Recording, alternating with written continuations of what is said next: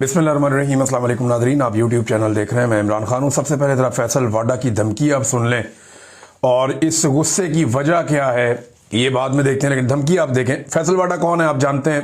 ये पाकिस्तान की military establishment के आदमी हैं और इन्हें पाकिस्तान की मिलिट्री एस्टेब्लिशमेंट ने इधर उधर से वोट इकट्ठे करके सेनेटर बनाया।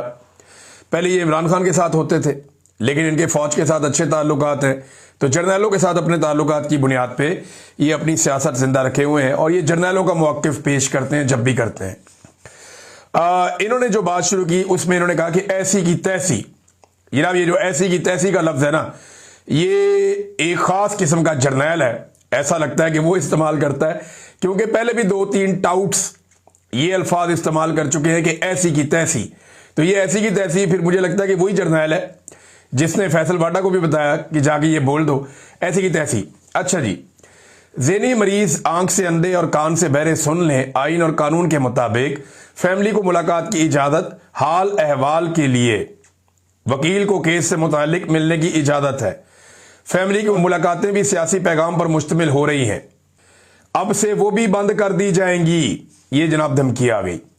वकला ने केस के अलावा कोई सियासी पैगाम दिया तो वो भी बंद कर दी जाएंगी। यानी वकीलों की मुलाकातें भी बंद, फैमिली की मुलाकातें भी बंद। शर्त वही है कि इमरान खान साहब कोई स्टेटमेंट सियासी ना दें। जीती हुई अफवाज और इसके सिपहसालार के बारे में मजीद बकवास बर्दाश्त नहीं की जाएगी, बल्कि बकवास करने वालों की जबान से जूते की सोल बना दी जाएगी। यानी वो जबान को जो जूता बना दिया जाएगा उसको खींच के। ये जहन की गंदगी है कि बिला जवाज और बिला वजह अपने मुल्क को अदम इस्तेहकाम और अपनी फौज को बदनाम करने की जो साजिश है, इसको सख्ती से रोका जाए। असूलन प्यार के बदले डबल प्यार, इज्जत के बदले डबल इज्जत, बदमाशी का जवाब डबल बदमाशी से। इश्तियाल करने वाली पार्टी इस दोराहे पर ले आई है कि वापसी अब मुश्किल है। अब केसेस और चीजों को मंतकी अंजाम तक पहुंचाया जाएगा। वजीर आला ने इंच बराबर कोई मजीद हुड़ाहुड़ी की तो बची कुची सियासत रह गई है, वो भी गवर्नर राज से खत्म कर दी जाएगी। 9 मई के दहशतगर्द जो केपी में छुपे हुए हैं उन समेत सब अपनी खैर मनाएं। नोटिफिकेशन करने वालों को कहा था कि जल्द आ रहा है, अब इसको रोल करके हलक से निकालने की तैयारी कर लें। ये जनाब फैसल वाडा की धमकी है। गुस्से की वजह क्या है? गुस्से की वजह यह है कि पाकिस्तान की एस्टेब्लिशमेंट ने इमरान खान को एक मरतबा फिर अंडर एस्टिमेट किया।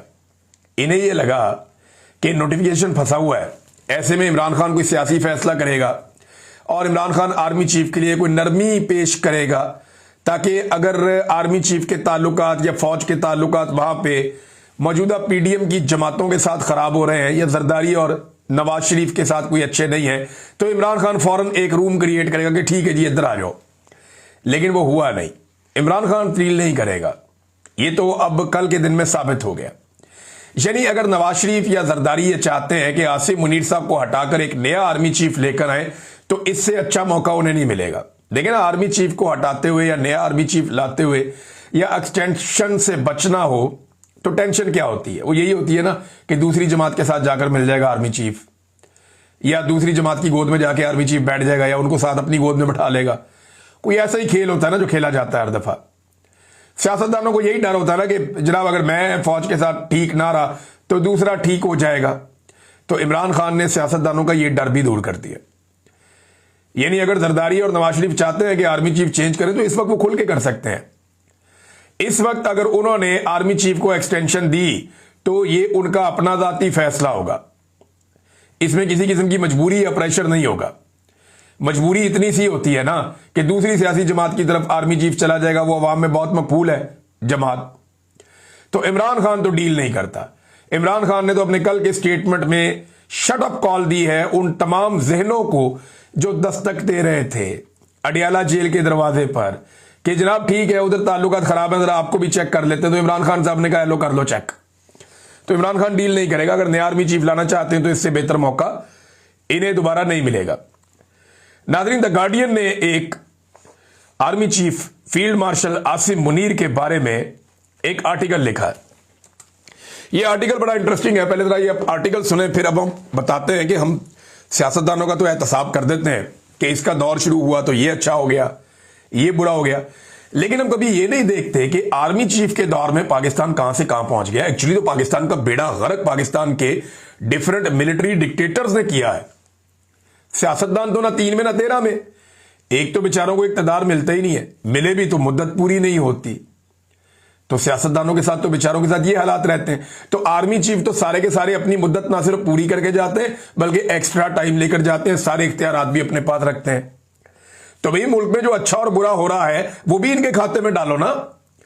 ये भी आपको देखना चाहिए कि एक आर्मी चीफ की मुद्दत मुलाजमत में पाकिस्तान कहां पहुंच गया। इस पर हम बात करते हैं, लेकिन पहले जरा ये आप देखें द गार्डियन का जो आर्टिकल है, इसका जो उन्वान है वो ये है कि Pakistan increasingly powerful army chief, a king above all, सबके ऊपर एक बादशाह। The rise and rise of Asim Munir. Asim Munir साहब की जनाब उठानी खत्म नहीं हो रही, और ये अब आलमी मीडिया कह रहा है, मैं नहीं कह रहा। आर्टिकल ये कहता है जी कि जनरल आसिम मुनीर की पाकिस्तान में बढ़ती हुई ताकत और 27वीं आईनी तरमीम के असरात पर मरकूज है। यानी इनकी ताकत जो है 27वीं आईनी तरमीम के बाद बढ़ी, और ये अहम नुकात की उन्होंने एक फहरिस्त दी है। और ये भी बताया कि जनाब आसिम मुनीर साहब पाकिस्तान के आर्मी चीफ हैं और किस तरह के हैं, इनका थोड़ा पस मंजर बताया है। फिर ये सबसे ताकतवर शख्सियत के तौर पे अब जाने जाते हैं।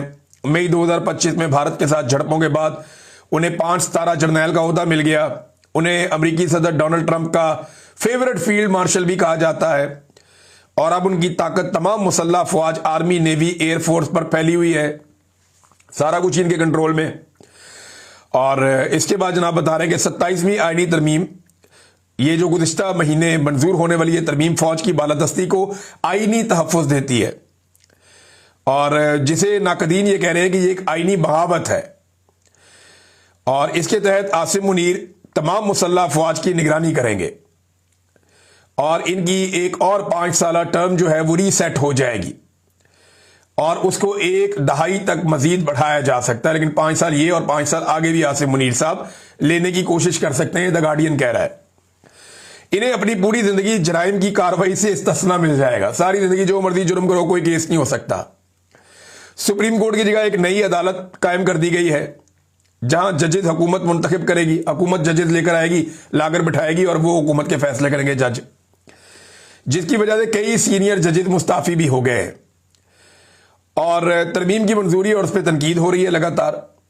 पार्लियामेंट ने उसे चंद घंटों में दोनों ऐवानों में 2/3 अक्सरियत से पास करवा लिया, और मुखालिफिन ये कहते रहे कि ये तरमीम एक शख्स को सबके ऊपर बादशाह बना देती है, और आईन, अदलिया और समाजी मुआहदे को खत्म कर देती है।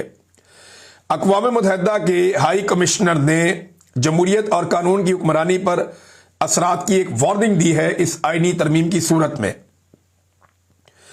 अब ये जनाब एक तरह की फौजी हुक्मरानी है, या मार्शल लॉ पाकिस्तान में लगा दिया गया है, ये भी ये आर्टिकल कह रहा है। आसिम मुनीर की ताकत कैसे बढ़ी, इसके बारे में उन्होंने तफसीलात लिखी है। उन्होंने कहा ये धांधली हुई ना 2024 के इंतखाबात में, उसके बाद एक कमजोर और नाजायज हुकूमत जो है वो बनाई गई, और वो फौज के ऊपर इन्हिसार कर रही थी। और आसिम मुनीर ने इमरान खान और पीटीआई पार्टी पर बहुत क्रैकडाउन किया, जिसमें पीटीआई लीडर्स को कैद कर दिया गया। ये एक्चुअली अंग्रेजी में आर्टिकल मैं थोड़ा थोड़ा करके आपको उसको ट्रांसलेट कर रहा हूं, तो थोड़ा जुमला आगे पीछे हो सकता है, लेकिन एग्जैक्टली यही चीजें लिखी हुई हैं। फिर उन्होंने बताया जी कैबिनेट के अंदर अपने 2 बंदे शामिल करवाए जो बहुत उनके करीबी हैं, ये आप सब जानते हैं कौन लोग हैं। और उसके बाद 2025 में जो भारत के साथ झड़पें हुई, उसकी वजह से आसिम मुनीर साहब को या फौज को पाकिस्तान में कुछ मकबूलियत मिली, वो ट्रंप से 2 मरतबा मिले, और इन्होंने ट्रंप को अमन के नोबेल इनाम के लिए नामजद कर दिया। वहां से फिर इनके ताल्लुकात कहां से कहां पहुंच गए। तो बहुत सारे लोग जो हैं वो इस सारे अमल को बड़ा तबाहकुन करार दे रहे हैं, और पाकिस्तान के लिए ये चीजें नुकसानदेह हैं, ये भी इसके अंदर लिखा हुआ है। फिर वो मुख्तलिफ अफराद के जो तासुरात हैं आसिम मुनीर साहब को ये ताकत मिलने पर, वो भी लिखते हैं, और उसमें ज्यादातर वो ये बता रहे हैं कि इससे पाकिस्तान के अंदर जो है वो ताकत की तब्दीली हो गई है, यानी सिविलियन सुपरमेसी खत्म हो गई है इसके बाद, और अभी भी पाकिस्तान में बहुत सारे चैलेंजेस खड़े हुए हैं। अच्छा, आसिम मुनीर साहब ने पाकिस्तान को क्या दिया 3 साल में? मैं जरा कुछ चीजें आपके सामने रखता हूं, और ये फैक्चुअल है, इनसे कोई नहीं भाग सकता। आसिम मुनीर साहब ने पाकिस्तान की मईशत इनके 3 साल में मुकम्मल तौर पर तबाह हुई है। सरमायाकारी पाकिस्तान में 51 साल की जो रिकॉर्ड था वो टूट गया। कम तरीन सरमायाकारी पाकिस्तान में हुई है। इंसानी हुकूक की पामालियां पाकिस्तान के अंदर और पाकिस्तान से बाहर हर तरह की जो रिपोर्टें आ रही हैं उनके मुताबिक बदतरीन पामालियां इंसानी हुकूक की पाकिस्तान में की गई हैं। बदतरीन सियासी अदम इस्तेहकाम पाकिस्तान में मौजूद है। 3 साल तक रहा जब तक आसिम मुनीर साहब रहे, और पूरा जनरल इलेक्शन चोरी किया गया 2024 का, यह भी इन्हीं के दौर में हुआ। दहशतगर्दी में कई गुना इजाफा आसिम मुनीर साहब के दौर में हो गया।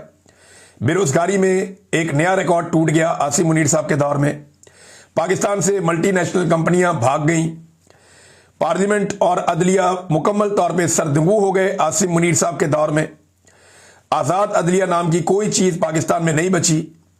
मीडिया पर खौफनाक पाबंदियां लगाई गई आसिम मुनीर साहब के दौर में। दर्जनों सहाफियों की नौकरियां, उनके काम, उनके प्रोग्राम्स बंद कर दिए गए।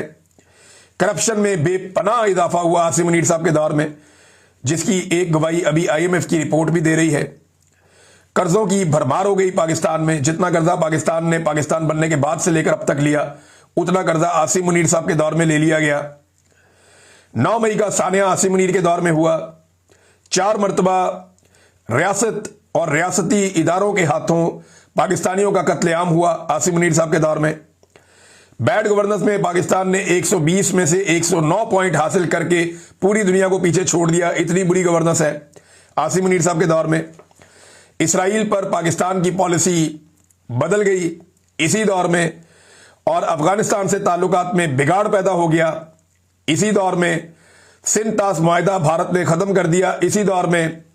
SIFC की मुकम्मल नाकामी, ये आसिम मुनीर साहब ने एक इदारा बनाया, लेकिन ये इदारा भी मुकम्मल तौर पे नाकाम हुआ और पाकिस्तान को कोई फायदा ना दे पाया।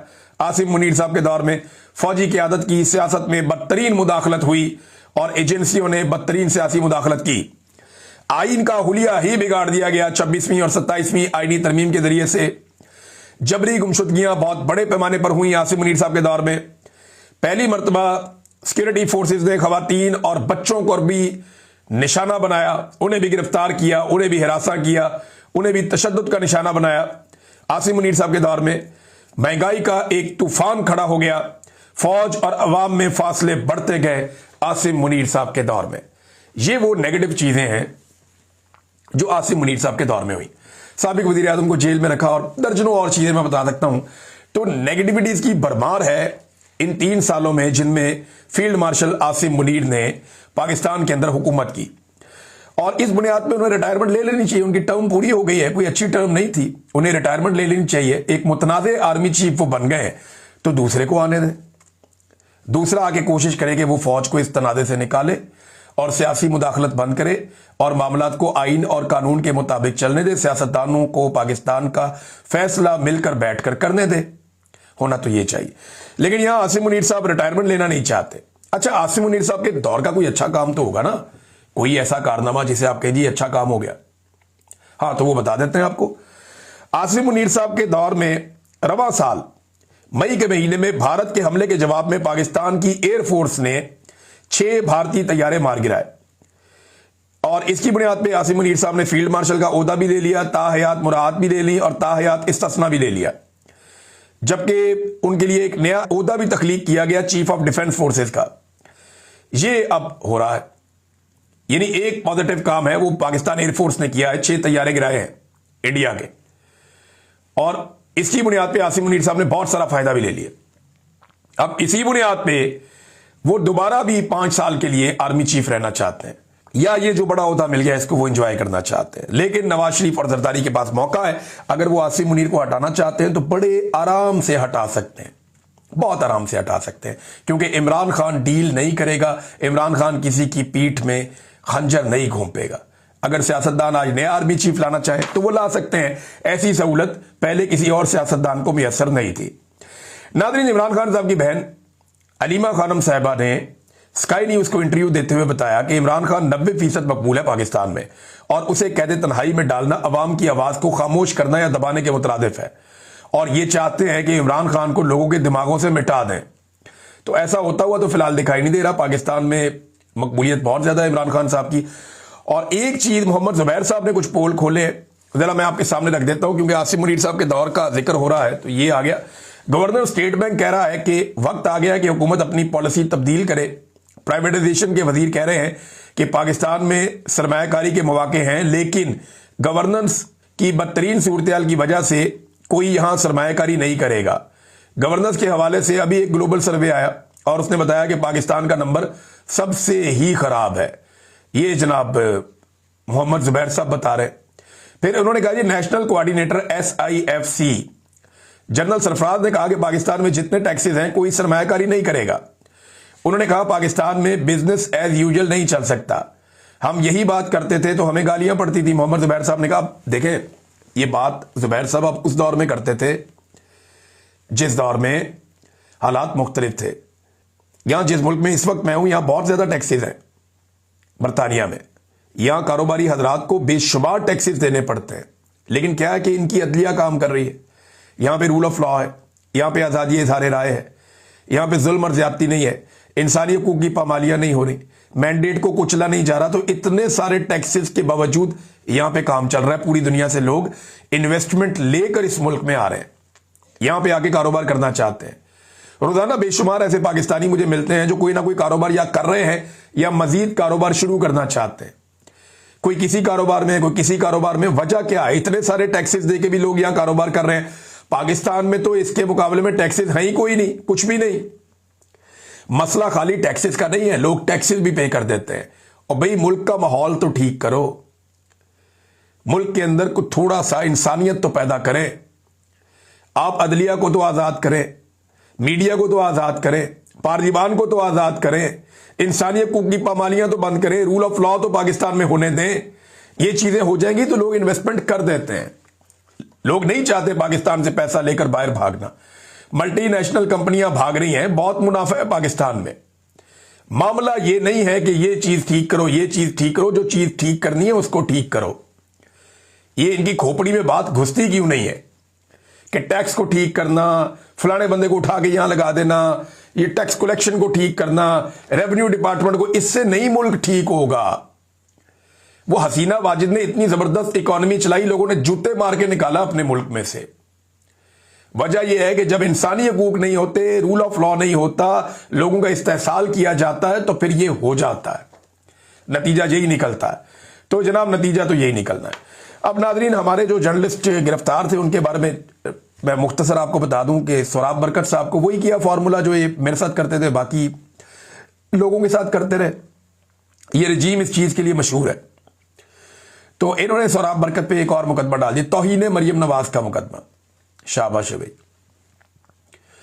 और जनाब के siyaasat.pk ने कोई चीज चलाई थी तो सोराब को इसके अंदर इन्वॉल्व करो, इसके अंदर उठा लो। अब 2 दिन का रिमांड फिर ले लिया। इस दफा मियां अली अशफाक साहब गए थे, उन्होंने जाके आर्गूमेंट किए बड़े लंबे चौड़े। वहां पे जज साहब के साथ बातचीत हुई, प्रोसिक्यूशन के पास किसी चीज का जवाब भी नहीं था, लेकिन जज ने 2 दिन का रिमांड दे दिया। अब आपको पता है कि अदलिया को कैसे कंट्रोल किया जाता है। दूसरी जानिब आगा शेख सरवर और राय गुलाम अली, उन दोनों की शनाख्त पीरियड मुकम्मल करके आज पेश करना था, तो वहां आकर पुलिस ने कह दिया जी कि अभी हमें और टाइम दे दें।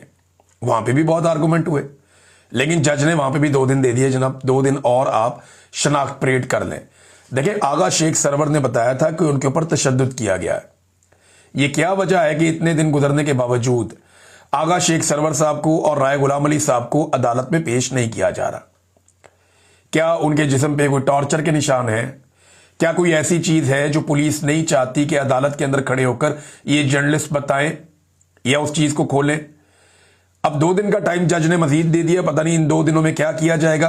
बहरहाल पाकिस्तान में इंसाफ का तो जनाजा ही हो गया। ये एक जज की कहानी आप देख लें। एक जज का बेटा गाड़ी चला रहा था और इसका काम चेक करें जरा आप। ये जस्टिस मोहम्मद आसिफ, ये जज को लाया गया जनाब इस्लामाबाद हाई कोर्ट में। इसके बेटे ने एक्सीडेंट कर दिया। अब मरियम नवाज खान साहिबा ये बताती हैं कि जिस वक्त एक्सीडेंट हुआ तो उस वक्त वो अकेला नहीं था, यानी ये बच्चा अंडर एज है, इसकी उम्र भी पूरी नहीं है, आईडी कार्ड और लाइसेंस भी नहीं है, और ये बड़ी बड़ी V8 गाड़ी चला रहा है, लैंड क्रूजर।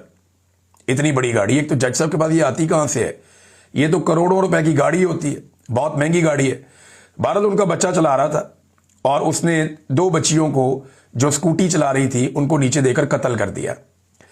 अब 2 दोस्त भी उसके साथ थे लड़के के, पुलिस ने जज साहब के बेटे को गिरफ्तार नहीं किया क्योंकि उसने बता दिया कि जनाब मेरे अब्बा जो है वो जज हैं हाई कोर्ट में, और जस्टिस आसिफ मौके पर खुद पहुंच गए। बेटे को उन्होंने आगे घर भेज दिया। ओ भाई, तेरे बेटे ने एक बेटी मार दी है, दूसरी आखिरी सांसें ले रही है, सड़क पे पड़ी हुई है, तू कैसा जज है भाई कि तूने आके अपने बेटे को घर भेज दिया? अब ये रिपोर्ट अगर ठीक है तो शर्म आनी चाहिए, डूब के मर जाना चाहिए ऐसे जज को कि बेशर्म आदमी, वहां पे 2 बच्चियां पड़ी हुई हैं। ये रिपोर्ट अगर ठीक है तो फिर ये बेशर्मी है, मैं बेशर्म आदमी कहूंगा अगर ये रिपोर्ट ठीक है तो। ये कंडीशन है। लेकिन आप देखें, हरकत चेक करें, वो एक बच्ची आखिरी सांसें ले रही है, एक फौत हो गई है इस रिपोर्ट के मुताबिक।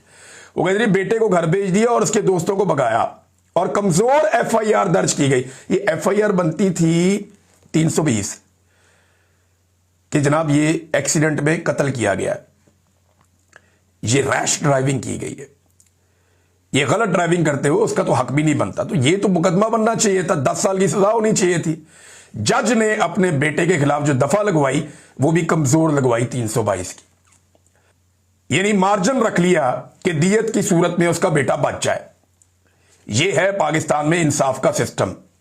अंदाजा करें आप ये कैसी बेशर्मी और ढिठाई है कि एक जज वहां पे जाता है और ये करता है। अहम बात यह है कि जिस वक्त जज मौके पर पहुंचे एक लड़की दम तोड़ चुकी थी जबकि दूसरी की सांसें चल रही थी, लेकिन एम्बुलेंस ताखीर से आने की वजह से दोनों वफात पा गई।